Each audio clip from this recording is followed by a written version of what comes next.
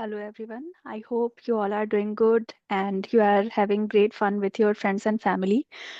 आज की वीडियो में मैं अपनी बीपीएससी टीआरई की जर्नी शेयर करने वाली हूँ, जिसके बारे में बहुत लोग मेरी स्ट्रैटेजी को जानना चाहते थे कि कैसे मैंने बीपीएससी टीआरई को क्वालिफाई कर लिया। Okay, so let's get started. So just a second.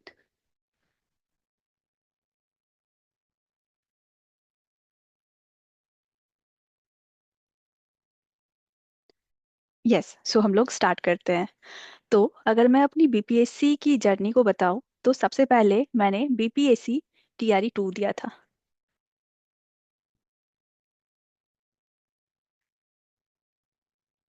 ठीक है, बीपीएससी टीआरई 2.0।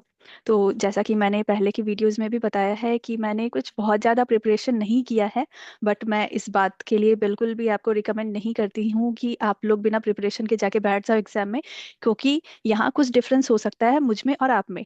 जैसे कि मेरे बेसिक्स बहुत ही अच्छे से क्लियर थे, क्योंकि मैं फुल टाइम वर्किंग थी ना एक प्राइवेट कंपनी में। मैं फुल टाइम वर्किंग थी और मैं 8 आवर के जॉब में थी। तो दैट्स वाई मुझे बहुत ज़्यादा टाइम प्रिपेयर करने के लिए मिल नहीं पाता था। बट मैं यही सब सारी चीज़ें पढ़ाती ही रहती थी, तो मुझे अपने सब्जेक्ट नॉलेज में कोई भी प्रॉब्लम नहीं थी। दैट्स वाई मैं ऐसा नहीं कहूँगी कि मैंने बहुत ज़्यादा प्रिपरेशन करा था। ओके, सो बीपीएससी टीआरई 2.0। अब इसमें मैं अगर सच बताऊँ तो मैंने बिना पढ़े ही पूरा एग्जाम दिया था। Just a second. Yes, so हम लोग यहाँ पे फिर से स्टार्ट करते हैं। तो सबसे पहले मैंने बीपीएससी टीआरई 2.0 भी दिया था। ओके, तो इसमें आई थिंक जो कट ऑफ गया था दैट वाज 67, और मेरे जो मार्क्स बने थे that was 65। Okay, 4 6 to 8 I am saying. तो इसमें तो मैं क्वालिफाई नहीं हो पाई थी। ठीक है, अब मैंने 9 10 सिंस मेरा फिजिक्स सब्जेक्ट है तो मैंने एस टेट फेज 1 मैथ्स में क्वालिफाई किया हुआ है। ओके, मतलब वहाँ ऐसा सब्जेक्ट कॉम्बिनेशन का क्राइटेरिया बनता है कि मुझे मैथ्स के लिए एलिजिबल किया गया है। तो मैं एस टेट फेज 1 जो है वो मैथ्स में क्वालिफाई की हुई हूँ। तो मैंने 9 10 वाला भी दिया था, 9 10 मैथ्स के लिए। दैट मीन्स टीजीटी मैथ्स भी दिया था। तो उसमें जितने भी कट ऑफ गए थे उससे मेरा अच्छा खासा मार्क्स कम था। दैट मीन्स 8 to 9 मार्क्स मेरे कम थे। ओके, आई थिंक 85 या 87 कट ऑफ गया था। मैं पूरा कंफर्म नहीं हूँ उस बारे में। तो जितना भी कट ऑफ गया था उसमें मेरे 8 to 9 मार्क्स वहाँ पे कम बन रहे थे। ठीक है, तो मेरा दोनों में ही यहाँ पे सिलेक्शन नहीं होता है। ओके, अब आ जाते हैं बीपीएससी टीआरई 3.0।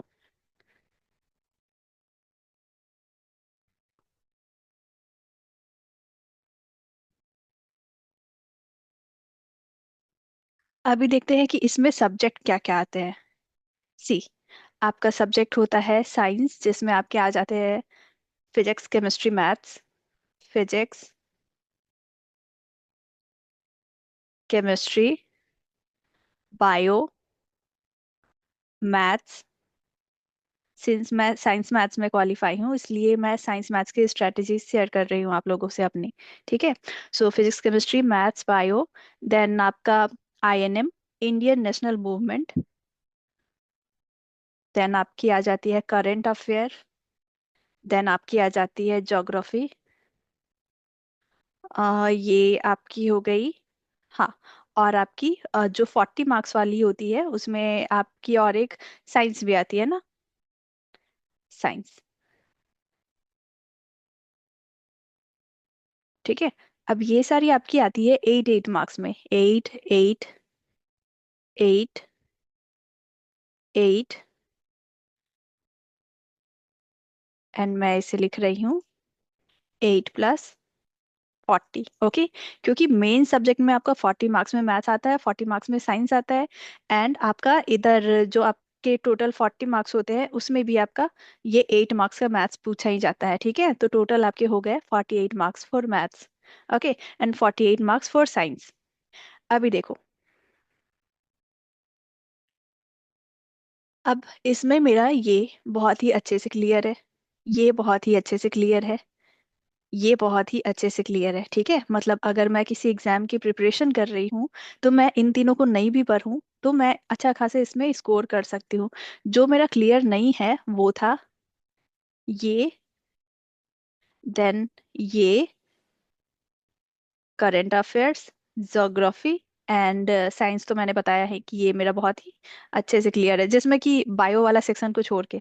ओके, तो मैंने सबसे पहले मैंने 5 डेज में इसको प्रिपेयर कैसे किया वो मैं बताती हूँ। अगर आप लोगों को किसी एग्जाम की प्रिपरेशन करनी है, देन सबसे पहले आपको पहचानना होगा कि आपका वीक पॉइंट क्या है। ओके, जब आपको आपका वीक पॉइंट पता चलता है ना, तो रदर देन आप बहुत ज़्यादा और सब्जेक्ट पे टाइम देने के कंपैरिजन में आप अपने वीक पॉइंट पे काम करो।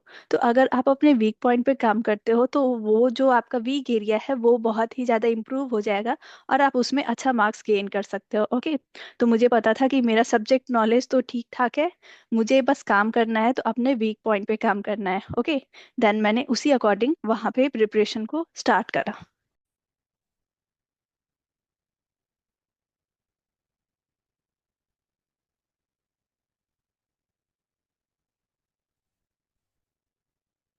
सो ऑल इन ऑल हम लोग कह सकते हैं कि आपका जो जनरल सब्जेक्ट आएगा, दैट मीन्स जीएस जो आएगा वो आएगा 40 मार्क्स का। और जो आपका मेन सब्जेक्ट आता है, मेन सब्जेक्ट दैट मीन्स अगर आप साइंस मैथ्स में क्वालिफाई करने जा रहे हो तो वो आपका हो जाएगा साइंस प्लस मैथ्स। क्योंकि 6 to 8 का मैंने क्वालिफाई किया हुआ है ना, तो 6 to 8 का मैं यहाँ पे शेयर कर रही हूँ। मैंने 9-10 का इस बार एग्जाम नहीं दिया था, क्योंकि हुआ क्या था कि मेरा उसी डेट पे झारखंड में एक एग्जाम पड़ गया था। तो मैंने बिहार वाला एग्जाम छोड़ के झारखंड वाला एग्जाम आके दिया, और जिसमें कि वो पेपर फिर बाद में कैंसिल हो गया। ओके, तो मैंने 9-10 का नहीं दिया, 9-10 maths that means TGT maths मैंने नहीं दिया। इसलिए मैं अभी उसकी स्ट्रेटेजी आपको नहीं बता रही हूँ। तो मेन सब्जेक्ट में आपका आ जाता है साइंस मैथ्स। और ये हो गया आपका 40 और यहाँ भी इसके 8 मार्क्स होते हैं। ओके, सो ये रहा आपका पूरा marks distribution. Okay, so science आपका टोटल हो जाता है 48 मार्क्स का, मैथ्स आपका टोटल हो जाता है 48 मार्क्स का। आईएनएम जो कि आपको जीएस में पूछा जाता है, that will be of 8 marks. Current affairs आपका 8 मार्क्स, ज्योग्राफी आपका 8 मार्क्स। ओके, एंड बायो तो आपका साइंस में ही आता है। तो इसके मतलब अगर मैं साइंस का वेटेज बोलूँ तो बायो का वेटेज ज़्यादा ही रहता है, इसलिए बायो पे आपको थोड़ा सा ज़्यादा ध्यान देने की ज़रूरत है। ओके, तो मैंने 5 डेज में प्रिपेयर कैसे किया इन सभी सब्जेक्ट को। तो मैंने जैसा कि बताया कि फिजिक्स, केमिस्ट्री, मैथ्स इन तीनों में मैंने कोई भी बहुत ज़्यादा मेहनत नहीं किया। Physics, chemistry and maths. तो मुझे पढ़ना क्या क्या था, मुझे पढ़ना था bio, INM, then geography, then current affair. Current affair, okay. See, तो मैंने सबसे पहले आइडेंटिफाई किया कि मेरा वीक एरिया क्या है। ओके, तो मुझे पता चला कि मेरा वीक एरिया ये सभी सब्जेक्ट्स हैं, bio, Indian national movement, geography and current affair. तो मैंने बस इसी पे काम किया। ओके, तो मेरे पास बहुत ज़्यादा टाइम था नहीं, only 5 days I was having. So मैंने बस इन सब्जेक्ट्स पे काम किया। इन सब्जेक्ट्स पे काम कैसे किया, मैंने प्रीवियस ईयर लगाए। ठीक है, जैसे कि टीआरई 2.0 हो चुका था उस समय, जिसमें मैं क्वालिफाई नहीं करा था, मैंने क्वालिफाई उसमें नहीं करा था।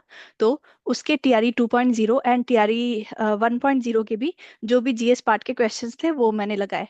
उसमें मैंने देखा कि ये पैटर्न क्या है जिसपे कि इन सभी सब्जेक्ट्स में क्वेश्चन पूछे जा रहे हैं। ओके, तो उन पैटर्न को मैंने पकड़ा। तो वो मैंने देखा कि मैक्सिमम चीजें जो है वो एससीईआरटी या एनसीईआरटी के बुक से ही आ रही है।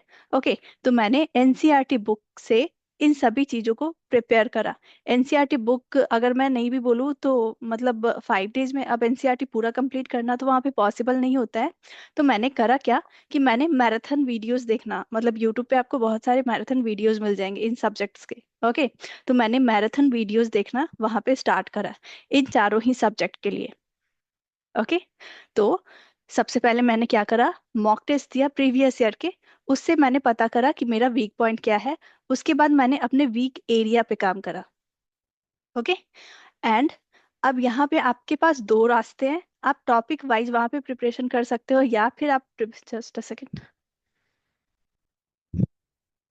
आप वहाँ पे टॉपिक वाइज प्रिपरेशन कर सकते हो या फिर मैराथन वीडियोस देख के भी प्रिपेयर कर सकते हो। तो जब आप मैराथन वीडियोस देखोगे ना, तो वहाँ पे आपको टॉपिक की नॉलेज होनी चाहिए कि ये टॉपिक है और ये इन सभी पे क्वेश्चंस आते हैं।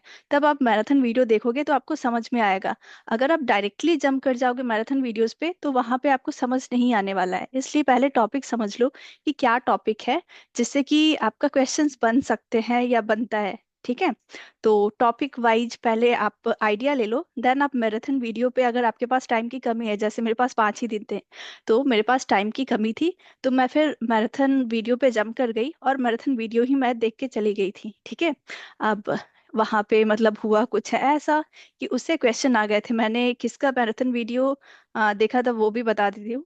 आई थिंक टीचिंग परीक्षा। ओके। दैट वाज, मैं टीचर का नाम भूल रही हूँ। दैट वाज मैं उनका नाम ना पिन कर दूंगी आपको। ठीक है, बट उनके चैनल का नाम है टीचिंग परीक्षा। तो करंट अफेयर के लिए भी और आईएनएम के लिए भी मैंने उनके वीडियोस देखे थे। बायो के लिए मैंने एनसीईआरटी को फॉलो किया, एंड और एक कौन सा सब्जेक्ट, ज्योग्राफी। ज्योग्राफी के लिए भी मैंने मतलब वो सार संग्रह वाली जो बुक आती है ना, मैं जस्ट वो देख के चली गई थी। ठीक है।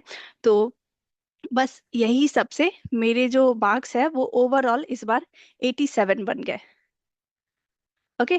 82 जनरल फीमेल का कट ऑफ गया है, एंड 87 इस बार मेरे मार्क्स बने हैं। तो मैं यहाँ पे क्वालिफाई हो पाई। ओके। सो यही स्ट्रेटेजी थी जिसके वजह से मैंने 6 to 8 में क्वालिफाई कर लिया बीपीएससी टीआरई। ओके। सो अगर इसके बारे में और भी आपको कुछ जानना हो तो आप लोग मुझसे पूछ सकते हो। Just second.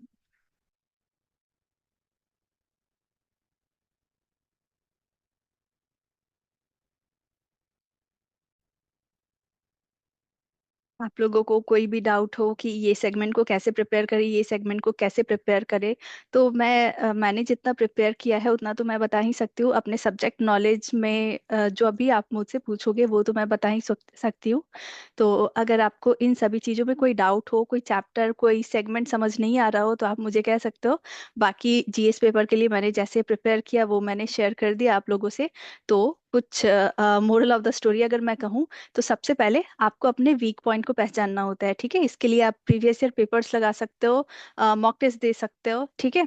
तो उसके रिगार्डिंग आपको पता चल जाएगा कि आपका वीक एरिया क्या है जहाँ पे आपको काम करना है, और उस हिसाब से आप काम करते जाओगे तो आपका वो जो वीक एरिया है वो इम्प्रूव हो जाएगा। देन आप अपने सब्जेक्ट पे जंप करो और ओवरऑल मॉक दो, तो आपका अच्छे से वो प्रिपेयर हो जाएगा। और बीपीएससी टीआरई 4.0 में आप बहुत ही अच्छा स्कोर कर सकते हो। ओके। सो हम लोग मिलते हैं नेक्स्ट वीडियो में। Till then take care, bye bye.